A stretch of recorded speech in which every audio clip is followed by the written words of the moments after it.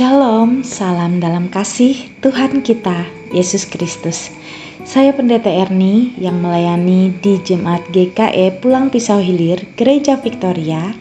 Hari ini akan membawa kita dalam renungan harian sesuai dengan Almanak Nas GKE dalam Keluaran pasal 2 ayat yang pertama hingga ayat yang ke-10. Saya memberikan tema bagi kita hari ini, harapan di tengah keputusasaan. Sebelum kita masuk dalam perenungan firman Tuhan, mari kita bersatu hati di dalam doa.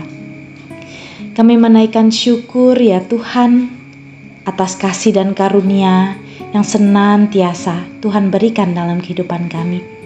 Oleh karena itu ya Bapa, pagi hari ini kami mau menyiapkan hati dan pikiran kami agar kiranya boleh dipenuhi akan kebenaran firman-Mu, sehingga firman-Mu ini boleh menjadi penuntun dalam segenap jejak langkah kehidupan kami. Terima kasih Tuhan Yesus, kami berdoa dan mengucap syukur. Amin. Bapak, Ibu, saudara-saudari yang dikasihi oleh Tuhan kita, Yesus Kristus. Kita semua pasti pernah mengalami masa-masa sulit dalam kehidupan kita. Saat kita merasa terbebani oleh masalah, bahkan mungkin bisa jadi kita kehilangan harapan. Namun di tengah kegelapan itu pasti selalu ada cahaya, entah seberkas atau hanya secercah. Dan itu boleh menjadi harapan yang dapat menuntun kita melewati masa-masa sulit kita. Bangsa Israel pada masa itu juga hidup dengan keputusasaan. Mereka ditindas, diperbudak oleh Firaun. Mereka dipaksa bekerja keras dan hidup dalam ketakutan. Bahkan bayi-bayi laki-laki mereka dibunuh tanpa ampun. Masa depan mungkin tampak suram, tampak gelap, dan bahkan tanpa harapan. Bapak, Ibu, saudara-saudari, kita melihat dari nas kita hari ini bahwa ada keberanian dan iman dari orang tua Musa. Di tengah keputusasaan muncullah sepasang orang tua yang berani dan beriman, yaitu orang tua Musa. Ketika mereka diberkati dengan seorang bayi laki-laki, mereka tidak gentar dengan perintah Firaun. Dengan penuh kasih dan keyakinan, mereka menyembunyikan bayi mereka di sebuah keranjang dan meletakkannya di bulu di tepi sungai Nil. Nah, tindakan orang tuanya ini mengubah segalanya pada saat itu, sehingga ini boleh menjadi titik balik yang penting. Meskipun mereka dikelilingi oleh keputusasaan, mereka memilih untuk percaya pada kuasa Tuhan dan bertindak dengan keberanian. Iman mereka tidak sia-sia, sehingga putri Firaun menemukan bayi Musa dan membesarkannya sebagai anak sendiri.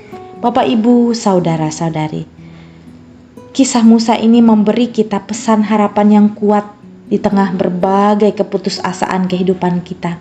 Ketika kita merasa tertekan, terbebani, dan tidak melihat jalan keluar, penting sebenarnya untuk mengingat bahwa ada Tuhan yang selalu bersama dengan kita.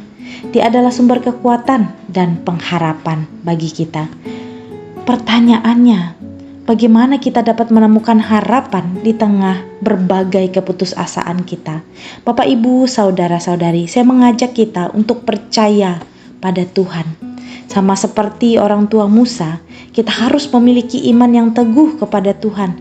Percaya bahwa Dia selalu bersama kita dan Dia memiliki rencana yang lebih baik dalam kehidupan kita. Yang kedua, saya ingin mengajak kepada kita semua untuk berserah kepada Tuhan. Mari kita lepaskan segala kekhawatiran dan ketakutan kita kepada Tuhan. Saya mengajak kita berdoa dan minta kekuatan dan bimbingan yang berasal daripada Tuhan. Oleh karena itu juga penting bagi kita, umat yang percaya, untuk mencari komunitas, bergabung dengan orang-orang yang dapat memberikan dukungan dan dorongan semangat bagi kita. Dan itu penting juga hidup dalam persekutuan. Ketika kita berbagi pengalaman dan saling menguatkan, kita membantu banyak orang untuk melewati masalah-masalah di dalam kehidupan ini. Dan yang terakhir, Ingatlah akan janji Tuhan. Tuhan telah berjanji untuk tidak pernah meninggalkan kita. Dia selalu setia dan selalu ada untuk menolong kita. Bapak, Ibu, saudara-saudari yang dikasih, meskipun kita mungkin menghadapi masa sulit dalam kehidupan kita, mari sekali lagi saya mengajak kita untuk tidak pernah kehilangan harapan. Ingatlah kisah orang tua Musa yang pada saat itu dengan berani mempercayakan segala hal dalam kehidupan mereka kepada Tuhan. Oleh karena itu, hari ini dalam tangan pengasihan Tuhan, biarlah kita semua diberikan pertolongan, kekuatan, dan penyertaan.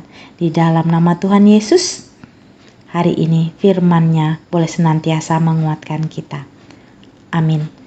Kita akan hari ini berdoa mendukung jemaat GKE Talitakum Saka Kajang. Mari kita berdoa.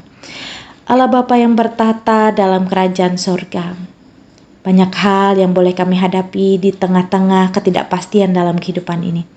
Namun Allah tidak pernah meninggalkan kami, oleh karena itu biarkanlah kami berpengharapan dan boleh senantiasa menyandarkan kehidupan kami hanya kepada Engkau ya Bapa.